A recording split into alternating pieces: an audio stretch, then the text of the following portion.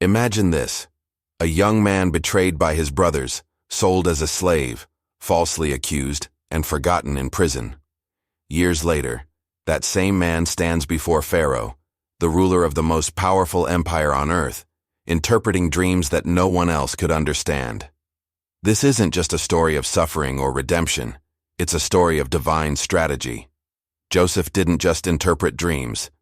He interpreted the language of time, preparation, and opportunity, and the very principles that lifted him from the pit to the palace can transform your financial life today. The wisdom of Joseph is not about getting rich quickly, it's about building stability, discipline, and purpose, the kind of prosperity that lasts even when the world falls apart. 1. The wisdom to see beyond the present. When Pharaoh dreamed of 7 fat cows devoured by 7 thin ones, Joseph recognized a divine message hidden in a simple image. He understood something most people ignore: prosperity comes in cycles.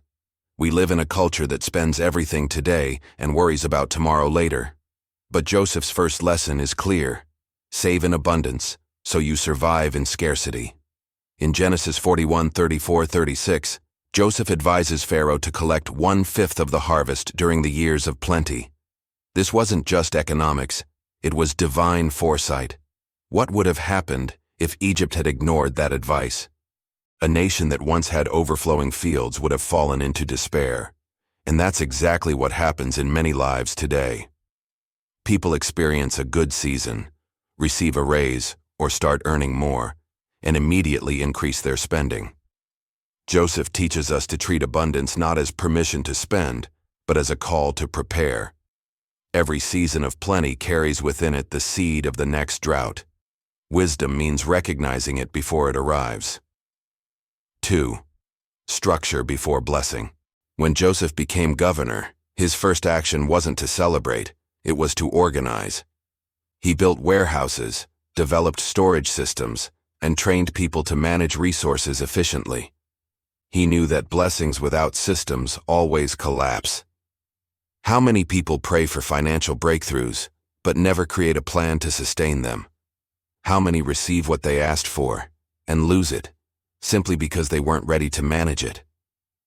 Proverbs 25:28 says, "Like a city with broken walls is a person who lacks self-control." Without structure, even divine provision can become chaos. Joseph's warehouses represent more than food storage. They symbolize discipline. Every Christian should have spiritual and financial storehouses. It's your savings, your plan, your investment in knowledge. If God blesses you today, will you know how to multiply it? We often say, God will provide. Yes, He will, but He also expects us to organize what He provides. Faith without structure leads to frustration. 3. Multiplying what you're given. Joseph didn't receive gold or land, he received a chance. He used his mind and his wisdom to create abundance from nothing. He multiplied opportunity. This is the biblical principle of multiplication through stewardship. Jesus taught the same truth in the parable of the talents. Those who use their gifts with diligence see them grow, while those who bury their potential lose even what they have. In the modern world, this means don't wait for the perfect opportunity. Start with what you have. Maybe it's a small job, a side hustle, or an idea. If you treat it with excellence, it becomes your training ground for greater things. Many ask God for more, but ignore what's already in their hands. Joseph teaches that divine promotion begins with earthly responsibility. When God sees you faithful with little, He prepares you for much. As Matthew 25:29 says, "To those who have, more will be given, and they will have abundance." Prosperity is not luck. It's the fruit of discipline, vision, and faith in action. 4. Interpreting the times.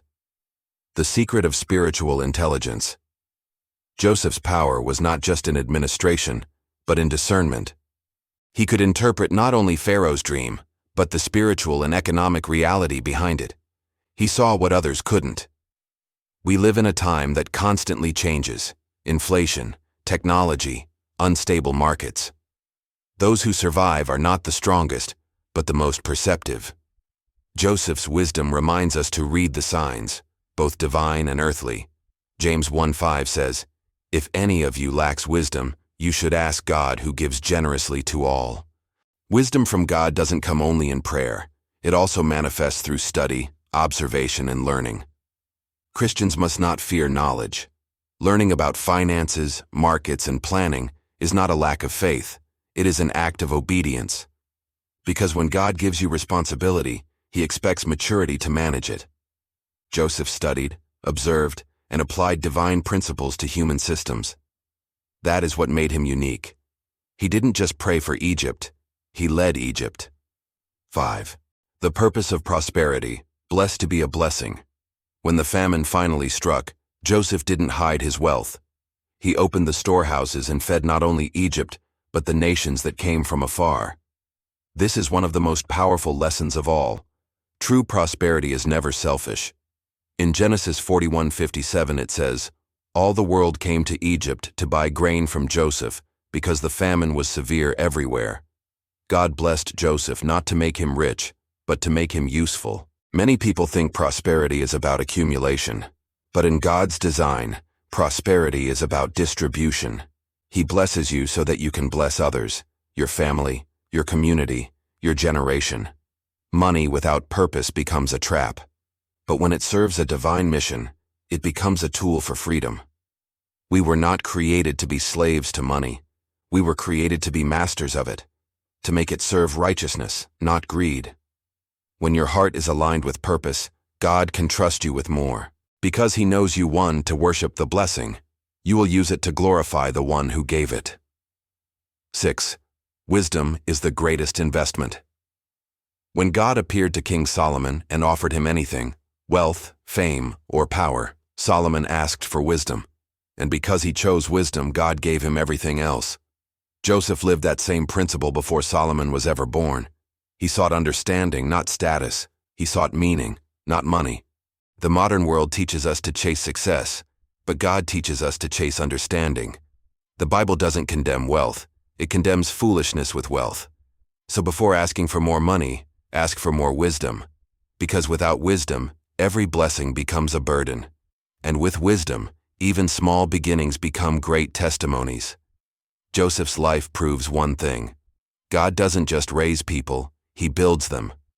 Every test Joseph faced, betrayal, slavery, prison, was training for the palace. Before God gives you influence, He gives you instruction. Before He gives you wealth, He gives you wisdom. Joseph turned crisis into opportunity because he trusted the process and the principles. And those same principles still work today. Plan before the crisis. Build structure before success. Multiply what you have. Seek understanding, not luck. And let your prosperity serve a greater purpose. Because the wisdom that once saved Egypt can save your financial life today. If you want to go deeper, watch the 5 financial mistakes that keep you in poverty, and what the Bible already warned. Sometimes the miracle you've been praying for is already hidden inside the wisdom you've been ignoring.